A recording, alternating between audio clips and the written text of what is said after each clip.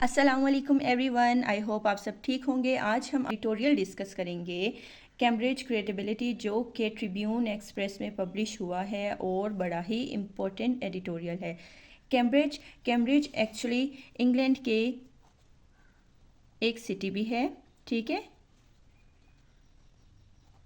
और इसके अलावा यूनिवर्सिटी, वर्ल्ड फेमस यूनिवर्सिटी भी, ठीक है, कैम्ब्रिज यूनिवर्सिटी। और कैम्ब्रिज यूनिवर्सिटी कब बनी है? 1209 में। कैम्ब्रिज, तो इधर हम कैम्ब्रिज जो है उसको as a Cambridge university read करेंगे। एंड क्रेडिबिलिटी मीन्स भरोसा,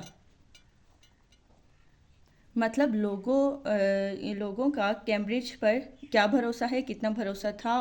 इस एडिटोरियल में एक बड़ा ही सीरियस इशू हाईलाइट किया हुआ है, जो कि रिसेंट एग्ज़ाम लीक्स और ये जो एकेडमिक सिस्टम की रिलायबिलिटी से रिलेट करता है। ये जो आर्टिकल है, ठीक है, इसमें question mark on exam system, students future at risk, responsibilities of institutions and trust deficit problem, हम ये पॉइंट्स डिस्कस करेंगे। और इसके अलावा मतलब मैं आपको बताऊं कि ये पॉइंट क्यों डिस्कस करेंगे।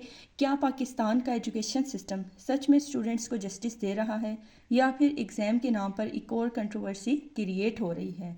और इसके अलावा इंटरनेशनल एग्ज़ाम बोर्ड पर जो ट्रस्ट है लोगों का, वो इस वक्त किधर फॉल कर रहा है, आज हम इस एडिटोरियल में सीखेंगे। तो सबसे पहले इधर हम डिस्कस करते हैं question mark on exam system. Editorial के मुताबिक जो कैम्ब्रिज एग्ज़ाम है, इसको दुनिया का स्टैंडर्डाइज्ड और फेयर सिस्टम माना जाता था, ठीक है।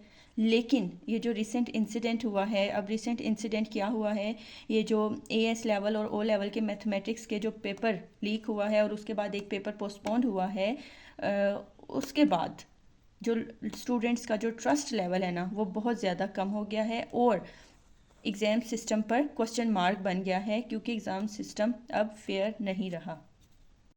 Students future at risk, students का जो फ्यूचर है एट रिस्क आ गया है, ठीक है। कैसे? स्टूडेंट साल भर मेहनत करते हैं, लेकिन अगर सिस्टम ही फेयर ना हो, सिस्टम ही जस्टिस ना करे, पेपर पहले से लीक होने लग जाएं, तो जो हार्ड वर्किंग स्टूडेंट्स होते हैं वो मायूस हो जाते हैं। आगे हार्ड वर्क करने की उनकी जो हिम्मत है वो अक्सर नहीं रहती, ख़त्म हो जाती है, सिस्टम पर से उनका भरोसा उठ जाता है, और जो डिसऑनेस्ट स्टूडेंट्स हैं ना, उनको एडवांटेज मिलने लग जाता है, ठीक है। और यही सिचुएशन जो है ये मेरिट सिस्टम को डिस्ट्रॉय करती है। मेरिट सिस्टम क्या होता है? काबिलियत की बिना पर मार्किंग वगैरह सारा कुछ, तो मेरिट सिस्टम जो है वो डिस्ट्रॉय हो जाता है। और जब मेरिट सिस्टम ही हो जाए, वीक हो जाए, तो जो फ्यूचर है स्टूडेंट्स का रिस्क पे आ जाता है। तो नंबर 3 पे हमारे पास है रिस्पॉन्सिबिलिटीज़ ऑफ इंस्टीट्यूशंस।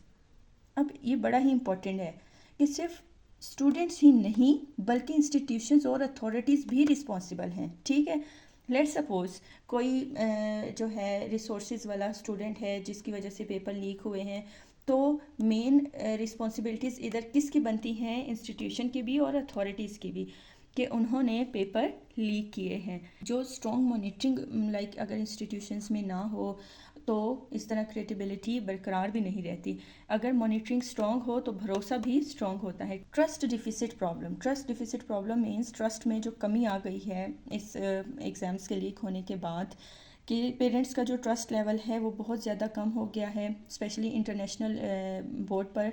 उसके अलावा स्टूडेंट्स फ्रस्ट्रेटेड हो गए हैं और सिस्टम पर डाउट क्रिएट होने लग गया है।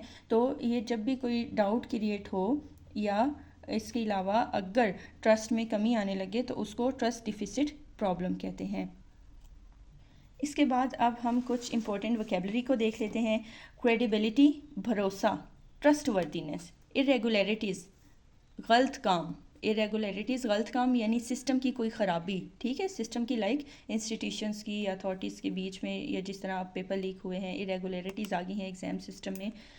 लीकेज, पेपर या इंफॉर्मेशन का बाहर निकलना, लीक होना, लीकेज। अकाउंटेबिलिटी, अकाउंटेबिलिटी जिम्मेदारी का हिसाब देना।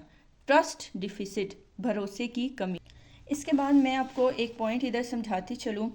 एजुकेशन सिस्टम जो है वो सिर्फ एग्ज़ाम पर बेस नहीं करता, एजुकेशन सिस्टम एग्ज़ाम पर बेस नहीं करता, ये फेयरनेस और ट्रस्ट पर बेस करता है। जब एजुकेशन सिस्टम फेयर होगा, ठीक है, तो ट्रस्ट डबल हो जाएगा, जब एजुकेशन सिस्टम में फेयरनेस नहीं रहेगी, ईमानदारी नहीं रहेगी, इसकी अथॉरिटीज़ जो हैं वो ईमानदार नहीं रहेंगी, इंस्टीट्यूशंस ईमानदार नहीं रहेंगे, चेक एंड बैलेंस नहीं होगा, तो लोगों का जो ट्रस्ट है एजुकेशन सिस्टम पर वो भी ज़ीरो हो जाएगा।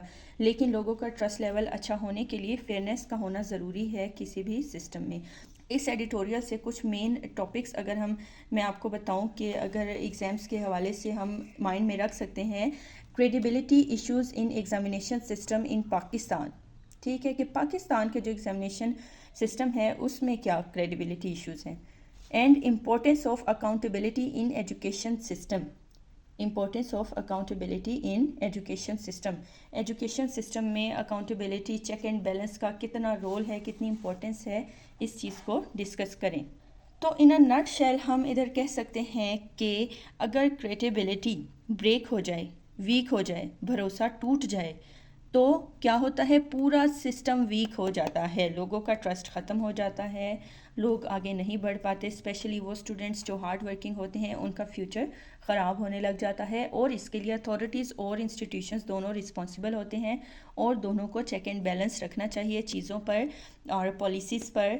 और इसी के साथ मैं अपनी इस एडिटोरियल को एंड करती हूँ। और अगर आप मेरे चैनल पर न्यू हैं तो जाते जाते मेरी वीडियो को लाइक ज़रूर कीजिएगा, और साथ ही साथ मेरे चैनल को सब्सक्राइब करना ना भूलिएगा। Stay tune for learning videos. Thank you so much. अल्लाह हाफिज़।